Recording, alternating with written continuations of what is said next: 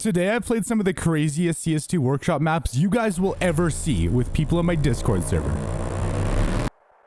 Hey, what's up guys, it's Turbo. Oh, real funny future Turbo.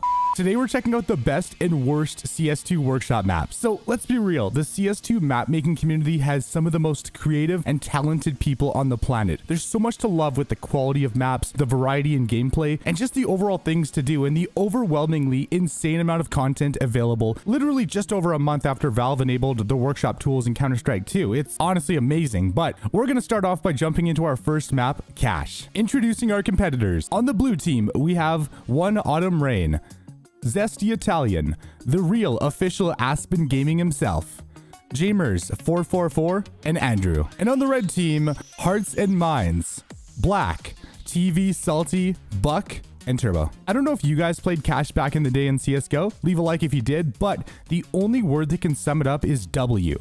I know it's a letter, but let me get to the point. When you think iconic Counter-Strike maps, what comes to mind? Dust 2, Mirage, Nuke, Inferno, Cache, Verta. Wait a minute, who added that piece of...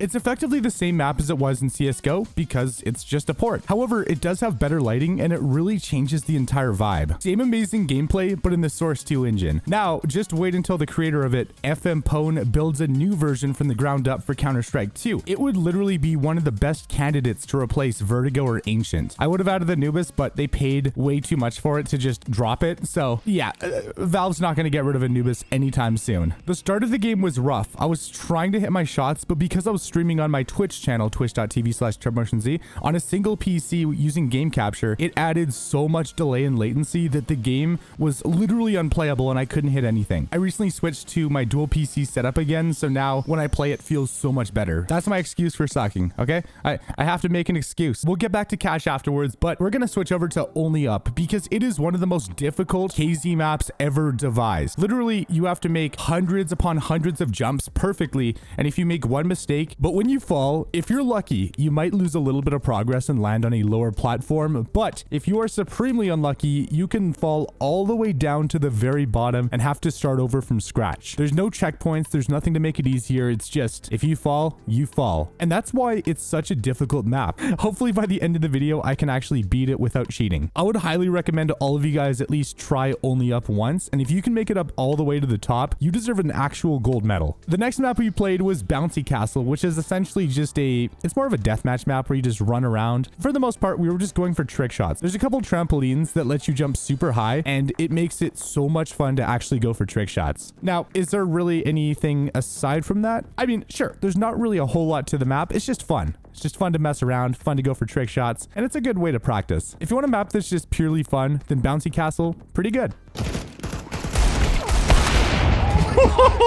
Another map we tried out was Nuketown. For anybody who played any of the Call of Duty games made by Treyarch, you already know Nuketown. But at this point in the stream, we only had 3 people left. It would have been fun to get a 5v5 lobby going on, but it just wasn't really in the cards. So instead, we made our own little mini game. So one person hid in the building and the other person had to try to find them. So it was like hide and seek mixed with like team deathmatch, and it was really, really scary. And for whatever reason, the lighting on this map is completely broken, where all the smoke grenades, they don't look like normal smoke grenades. They look so scuffed. And of course, as well, this version of Nuketown has absolutely no barriers, so you can go anywhere you want. Sure, it's not a perfect map, but since I played a lot of Black Ops 1 and all the other Black Ops games back in the day, definitely brought a lot of good memories back. But boys, we have so many more maps to play, so if you guys do want to help the channel in a huge way, if you want to buy skins for cheaper than market price and sell your skins for real money, consider checking out Skinport. Personally, it's my favorite marketplace. There's a very large selection of skins. You can sell your skins for cash, buy yourself some new PC parts, buy a new mouse, buy whatever you want. Skinport,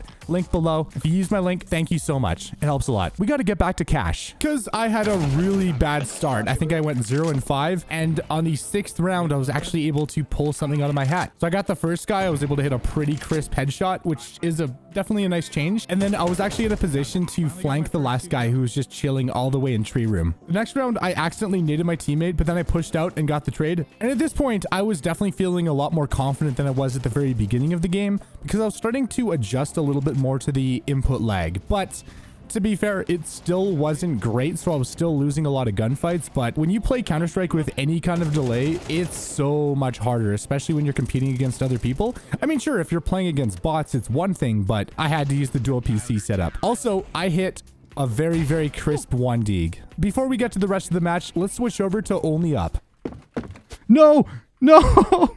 Because I wanted to give Only Up a genuine try, because it is one of the most difficult KZ maps in Counter-Strike history. It is so difficult, but luckily I was able to kind of get a better feel for it after falling All the way. dozens of times. The thing about Only Up is every time you fall, you learn a few new things and you figure out your mistakes. Because the movement in Counter-Strike 2 is a little rough, sometimes falling off might not necessarily be your fault. So there's a little bit of RNG there, but of course, most of it, 90% of it, is definitely skill. You know what? I'm going to issue an open challenge. So I'm going to be streaming Only Up maybe once a week on my streams. And the first person to beat it legitimately without cheating, which is pretty much impossible, but the first person to beat Only Up on my stream is going to walk home with a skin. If you guys want to participate in that, make sure to join the Discord server. Every time I stream and I'm doing an open lobby, I let you guys know. And to be honest, one of the main problems has been getting people. So the first day I messaged a friend and he was... Next map that we played was this 1v1 map that has honestly not the best spawns in the world. Hold up. Oh my god, there's no angle. There's no safe angle. Oh, hey, Turbo. Oh, no. What's up? Oh, okay. Okay. Yes. All right. Over there. The best call out in Counter-Strike. Oh my. Oh, okay. Right. And instead of doing like a 1v1 like you're supposed to do, I did a 1v3, and it was one of the most impossible things in the world. It was definitely a challenge, but when I was on the CT side, I had the USPS, and at a distance, it's actually pretty good if you can hit those headshots. I was able to hit some ridiculous shots, but of course, you know, to win a single round, I had to get a 3K without getting taken out, and it was tough. And then of course, we decided to do a rematch where we were able to buy, and that was the main thing that really made it very difficult. Because I mean, sure, when it's a pistol 1v1, you can win those. Like, it's a lot easier to win a 1v3 with a pistol than to win a 1v3 with a rifle against other rifles. There's always that one-shot potential. They could be scouting. They could even have an op. First match went pretty well in my favor. Second match, it was not even close. No! Oh my, whoa, what a shot!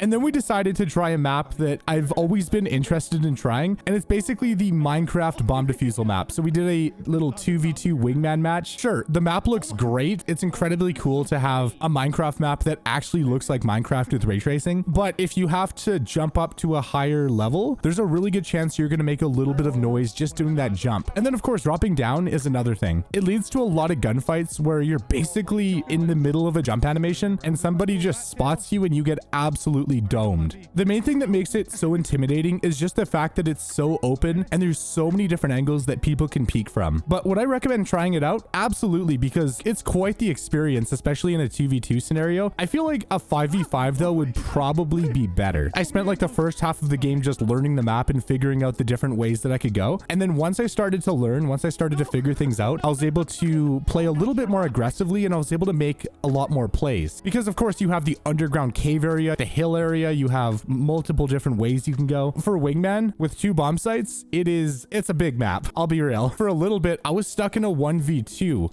And of course, if you're playing a 1v2 on this map where you have to defend both bomb sites yourself, it's tough.